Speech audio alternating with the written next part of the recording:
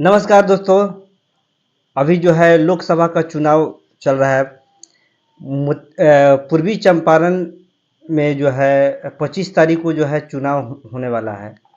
हम इसी कड़ी में जानेंगे। हमारे साथ जो है रजनीश जी जुड़े हैं। हम आपसे यह जानना चाहेंगे कि पूर्वी चंपारण में कितना नामांकन टोटल हुआ है अभी तक। देखिए 29 आज मई है, लेकिन 29 अप्रैल से ही ये नामांकन प्रक्रिया जो शुरू हो गई। लेकिन नामांकन प्रक्रिया 29 तारीख से शुरू हुई और 6 मई को नामांकन प्रक्रिया की समाप्ति हो गई। यानी कि जितने लोगों ने टोटल नामांकन दिया है, टोटल 18 लोग थे नामांकन दिए, मोतिहारी से भी और शिवहर से भी। जो कि हम बता दें कि शिवहर लोकसभा क्षेत्र संख्या 4 पड़ता है और मोतिहारी लोकसभा क्षेत्र संख्या 3 पड़ता है। पूर्वी चंपारण में शिवहर और पूर्वी चंपारण दोनों का जो है हुआ था। हाँ, मोतिहारी में ही शिवहर का भी नामांकन हुआ और मोतिहारी पूर्वी चंपारण लोकसभा क्षेत्र संख्या जो 3 है और 4 है, दोनों का नामांकन मोतिहारी में हुआ। जिसका कि हमारे दर्शकों को बताते हैं आपको। शिवहर में जो नामांकन हुआ, शिवहर जिले के जो लोग प्रत्याशियों ने नामांकन किया, उसका नामांकन जिलाधिकारी ने स्वयं लिया। यानी कि मोतिहारी के जिलाधिकारी जो सौरभ जोरवाल हैं, उन्होंने खुद नामांकन लिया और वह जो है नामांकन में कुल 18 प्रत्याशी आए। यानी कि 29 तारीख से लेकर और 6 तारीख तक 18 प्रत्याशियों ने अपना नामांकन भरा और उसमें से कुछ प्रत्याशियों का नामांकन रद्द भी किया गया है। लेकिन आज माने तो आज लगभग 13 प्रत्याशी चुनावी मैदान में है। शिवहर में भी 13 प्रत्याशी है और मोतिहारी जो लोकसभा क्षेत्र संख्या 3 है, उसमें भी 13 प्रत्याशी ही चुनावी मैदान में है।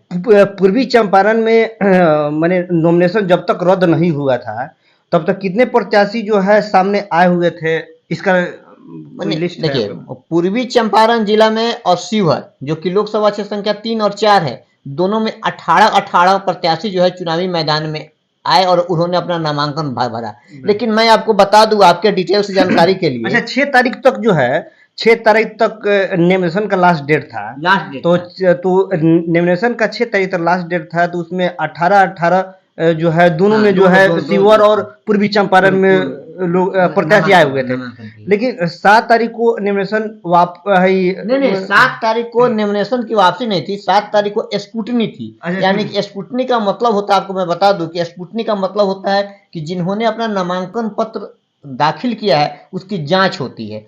उसके जांच के दौरान हम बता दें आपको कि चूंकि 18 लोगों का नामांकन हुआ था शिवहर से भी और मोतिहारी से भी, जिसमें 5 लोगों का लगभग, मैं आपको आंकड़ा देख के बताता हूं। देखिए मोतिहारी आपका शिवहर संसदीय क्षेत्र से सुजीत कुमार, सुरेश कुमार गुप्ता, दिलीप श्रीवास्तव, अमित कुमार सिंह, टोटल आपको मैं बता दूं कि 4 आदमी का नामांकन स्क्रूटनी के बाद रद्द कर दिया गया। और ये जो आपने नाम बताया यह पूर्वी चंपारण से है या शिवहर से है, जिनका नामांकन स्क्रूटनी के बाद रद्द कर दिया। अच्छा, पूर्वी चंपारण से कितने पूर्वी चंपारण से भी मैं आपको बता दूं, पूर्वी चंपारण जिला से भी लगभग 5 आदमी का नामांकन रद्द किया गया है। नाम क्या है? जिसमें पहला नाम है मोहम्मद अशरफ अली अंसारी, जो कि जिन्होंने निर्दलीय अपना नामांकन दाखिल किया था, लेकिन वह जो है आपन पार्टी से आते हैं। लेकिन उनका पार्टी रजिस्ट्रेशन नहीं मिला था, जिसके कारण वह अपने पार्टी से नामांकन नहीं कर निर्दलीय उम्मीदवार है। उसके बाद है आपको ब्रिज बिहारी यादव, जिनका भी नामांकन रद्द हुआ है। सत्यम यादव का भी नामांकन रद्द हुआ है पूर्वी चंपारण से। और अमन कुमार और चंद्रशेखर कुमार का भी नामांकन स्क्रूटनी के बाद रद्द कर दिया। यानी कि ऐसा हम कह सकते हैं कि शिवहर से 4 प्रत्याशियों का नामांकन रद्द हुआ है और पूर्वी चंपारण जिला से 5 प्रत्याशियों का नामांकन रद्द हुआ है। तो मैंने पूर्वी चंपारण से 5 का रद्द होने के बाद आपको 13 प्रत्याशी बच गए हैं। हाँ, ऐसी आपको पूर्वी चंपारण से 5 जब नामांकन जब रद्द हुआ है, उसके बाद जो है वह 13 प्रत्याशी चुनावी मैदान में है, जिसका भी नाम मैं आपको बता दूं। आपको हमारे दर्शकों को जो है नाम बताइए कि जो है 13 जो है प्रत्याशी पूर्वी चंपारण में कौन कौन थे? पूर्वी चंपारण में 13 प्रत्याशी, जैसा कि आप जानते हैं कि 29 तारीख जिस दिन से अधिसूचना जारी हुई, 29 तारीख को, उसी दिन जो है शिवहर से लवली आनंद जो है उनका नामांकन हुआ और राधा मोहन सिंह का भी नामांकन हुआ, जो कि उसी दिन हुआ। उसी दिन 29 तारीख को ही हुआ, जिस दिन नामांकन शुरू ही हुआ था। तो हम बता दें कि राधा मोहन सिंह के साथ पूर्वी चंपारण जिला लोकसभा क्षेत्र संख्या 3 जो है, उसमें नामांकन में आपको राधा मोहन सिंह उसी दिन चुनाव राधा मोहन जी पूर्वी चंपारण से हैं। हाँ, राधा मोहन सिंह पूर्वी चंपारण जिला यानी कि मोतिहारी से चुनाव लड़ रहे हैं। तो और मैं आपको बता दूं, सीवर से जो है, सीवर से वह लवली आनंद है, जो कि अभी सीवर में पहले जो है रामा देवी चुनाव लड़ रही थी बीजेपी से, लेकिन आज जो जदयू का और बीजेपी का जो गठबंधन है, यानी कि एनडीए गठबंधन जो है, वह उसमें हम भी है, ठीक है। उसके बाद रामविलास की पार्टी भी है। तो लेकिन यह शिवहर, मैं अभी मोतिहारी और शिवहर की ही बात कर रहा हूं, तो मोतिहारी लोकसभा क्षेत्र बीजेपी के हैं, यानी कि भाजपा के उम्मीदवार चुनाव लड़ रहे हैं, और शिवहर से लवली आनंद चुनाव लड़ रहे हैं, जो जदयू से चुनाव लड़ रही हैं। वहां का सीट जदयू को गया है। यानी 29 तारीख को बीजेपी का कैंडिडेट जो है पूर्वी चंपारण और शिवहर दोनों का जो है नामांकन हुआ था 29 तारीख को ही। 29 तारीख को ही। अब मैं बता दूं कि अब 29 तारीख को, अब जो 29 तारीख से 6 तारीख तक जो नामांकन हुआ है, उसमें 13 आदमी उम्मीदवार है, और वह चुनाव लड़ेंगे। अब ये देखना मैंने दिलचस्प होगा कि 25 तारीख को जनता किसके पक्ष में वोट करती है, जो कि 1 तारीख को यानी कि 1 जून को सातवें चरण का चुनाव हो जाएगा। 7 चरण में ही चुनाव है, और 4 तारीख को रिजल्ट आपको घोषित हो जाएगा।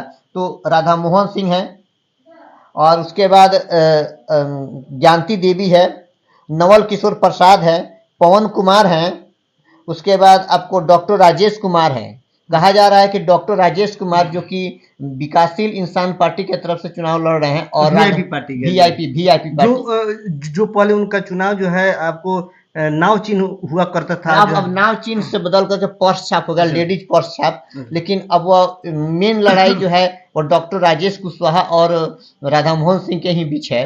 लेकिन मैं बता दूं, उसके साथ साथ 13 और प्रत्याशी हैं। विजय कुमार सहनी, आशा सिंह, निकेश कुमार, भुवनेश्वर तिवारी, मोहम्मद अजमेर आलम के बाद बता दूं राजेश कुमार। उसके बाद फिर राजेश कुमार 2 हैं, जिसमें एक राजेश कुमार के पिता का नाम गगनलाल सहनी है, और दूसरे राजेश कुमार के पिता का नाम विशुम शाह है। एक है राजेश सिंह। इस तरह करके पूर्वी चंपारण जिला में 13 प्रत्याशियों का मैंने नाम आपको बताया। अच्छा, पूर्वी चंपारण में जो है बीजेपी और वीआईपी पार्टी के कैंडिडेट आए हैं, और फिर से और प्रत्याशी भी हैं। आपको क्या लगता है पूर्वी चंपारण में कांटे की टक्कर किसके किसके बीच हो सकता है?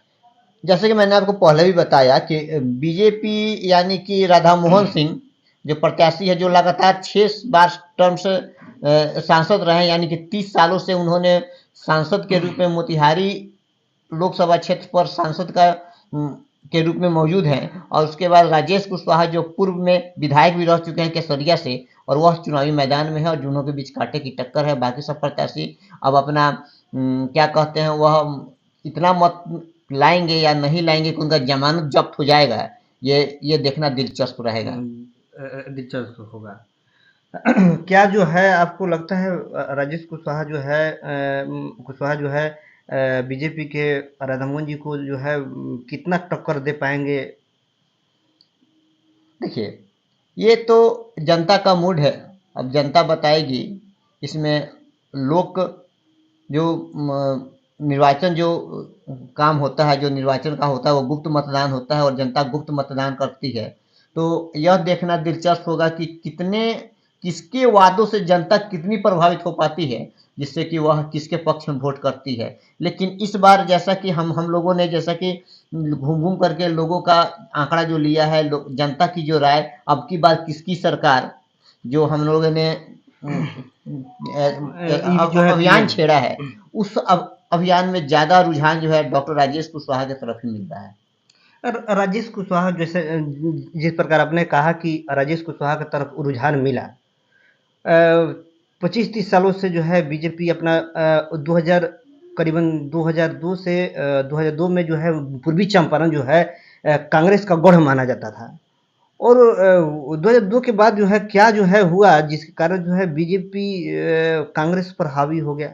देखिए, उसके बाद लगातार जो है 2002 के बाद, उसके बाद 2014 में जो चुनाव हुआ, 2014 में गुजरात मॉडल की बात की जा रही थी, गुजरात मॉडल, जैसे कि हमारे जो माननीय अभी जो प्रधानमंत्री हैं, वह हमारे देश के प्रधानमंत्री होने से पहले गुजरात के मुख्यमंत्री हुआ करते थे और गुजरात ने बहुत विकास किया। गुजरात में घर घर कंपनी है, फैक्ट्री है, लोग कुटीर उद्योग, लघु उद्योग लगाते हैं। लेकिन कभी इस 10 सालों में, बीते प्रधानमंत्री 10 सालों से प्रधानमंत्री हैं, लेकिन बिहार का विकास कैसे हो, बिहार में विकास कैसे होगा? बिहार के मजदूर दिल्ली, पंजाब, गुजरात, सूरत, गुजरात में ही सूरत है, और पंजाब, हरियाणा जा करके बहुत सारा काम करते हैं, जो कि कहा जाए कि महानगर बिहारी मजदूरों पर ही चलता है। चाहे वो कलकत्ता हो, दिल्ली हो, महाराष्ट्र हो, बिहार के लोग ही ज्यादा करते हैं। बिहार के लोग मजदूर के रूप में काम करते हैं। तभी वह बड़े बड़े महाराष्ट्र में रहने वाले, गुजरात में रहने वाले, दिल्ली में रहने वाले लोग अपना फैक्ट्री और कारखाना चला पाते हैं। अगर उन सारे जो मेट्रोपॉलिटन सिटी है, यानी कि दिल्ली है, महाराष्ट्र है, या जो भी मेट्रोपॉलिटन गुजरात है, और उसे बिहारी मजदूर को निकाल लिया जाए तो वहाँ फैक्ट्री में ताले लग जाएंगे। अच्छा, वो तो बात है, लेकिन पूर्वी चंपारण में 18 साल से लेके 25-30 सालों के युवाओं के बीच क्या जो है रुझान है, इसके विषय में बताइए। मतलब देखिए, 18 साल के जो युवा है और जो 25-30 साल के युवा है, वह स्टूडेंट का वर्ग है, ऐसे विद्यार्थी वर्ग के लोग हैं।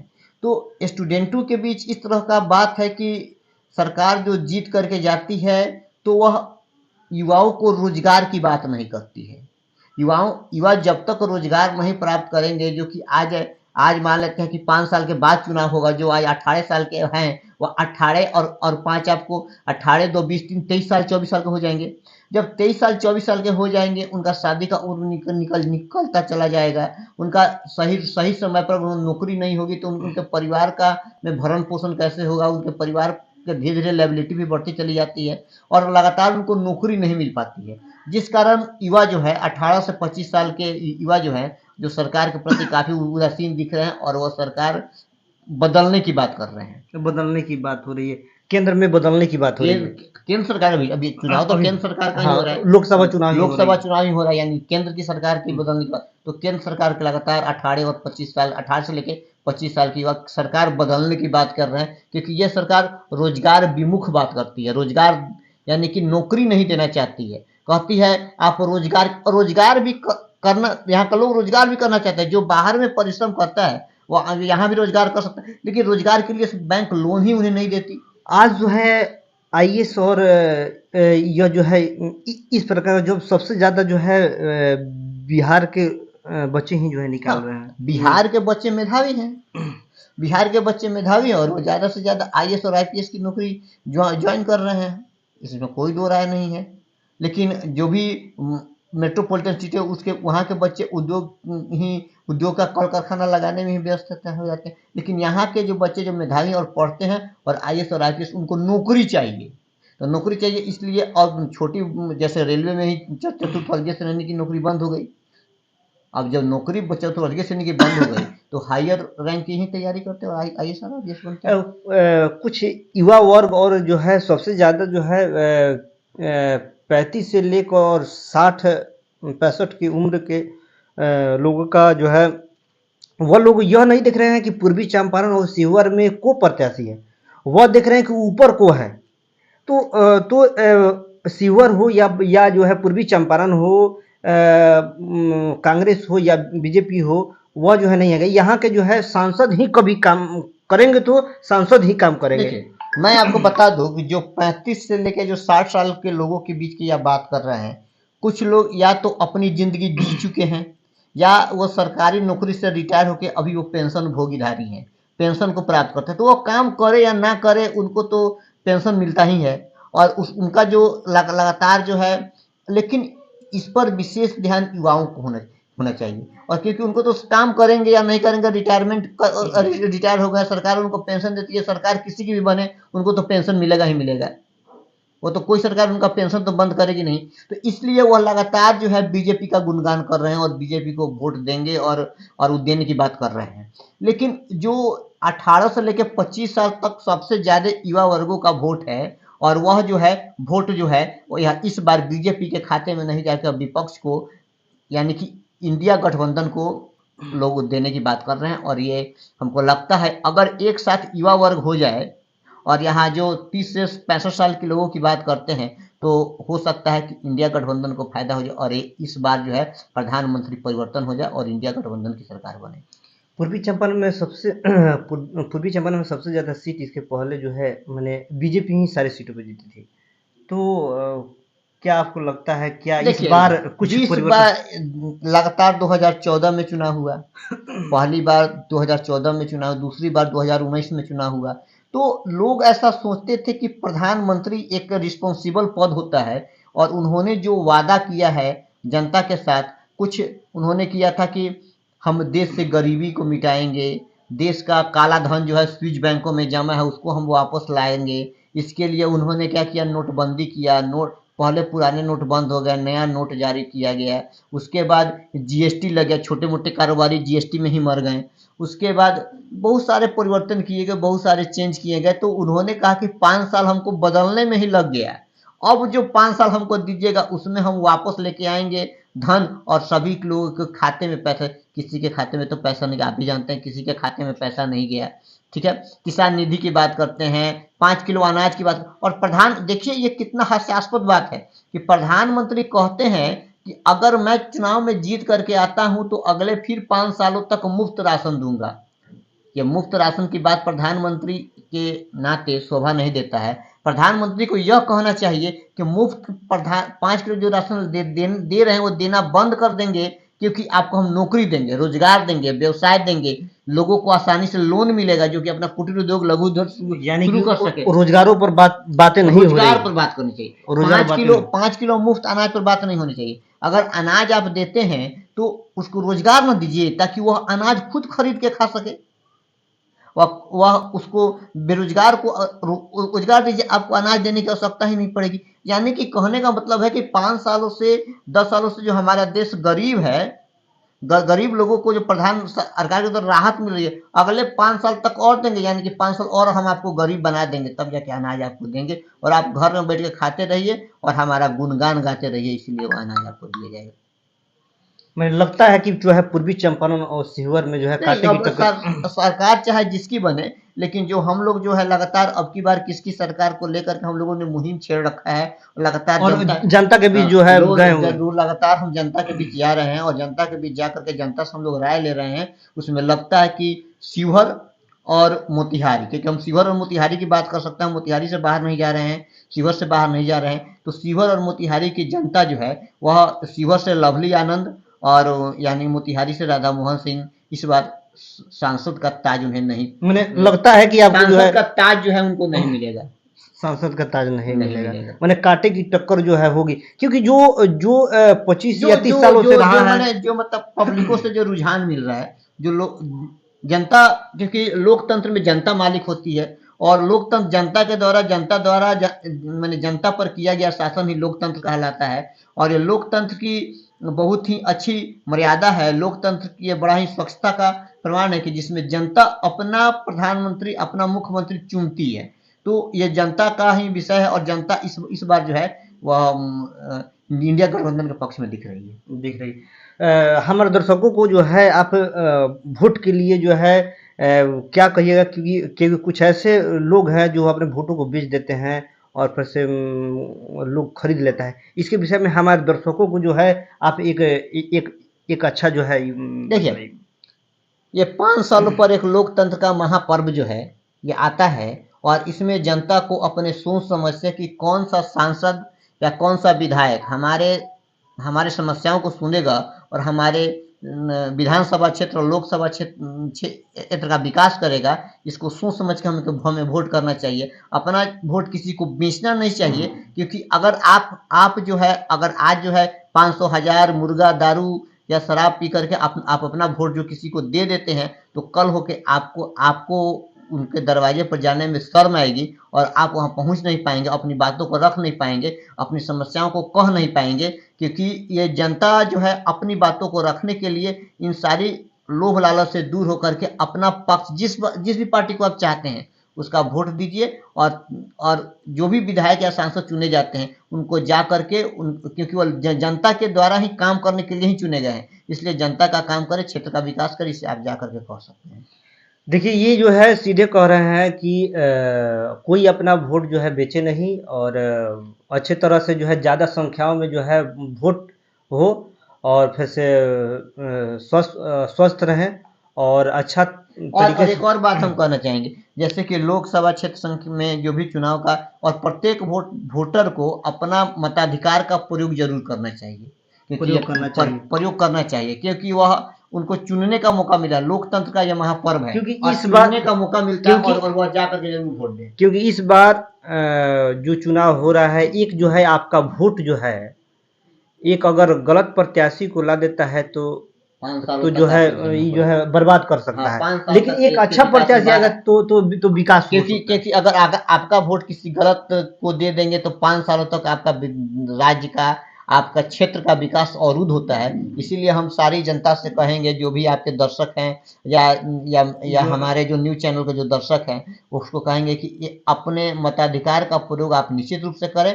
आप जिस पार्टी को पक्ष करें, जिसकी विचार आपको प्रभावित कर रही है, उसके पक्ष में वोट करें, लेकिन अपने मताधिकार का प्रयोग आप जरूर करें। जरूर। इसके साथ फिर आगे की कड़ी में, इसलिए जय हिंद, जय भारत।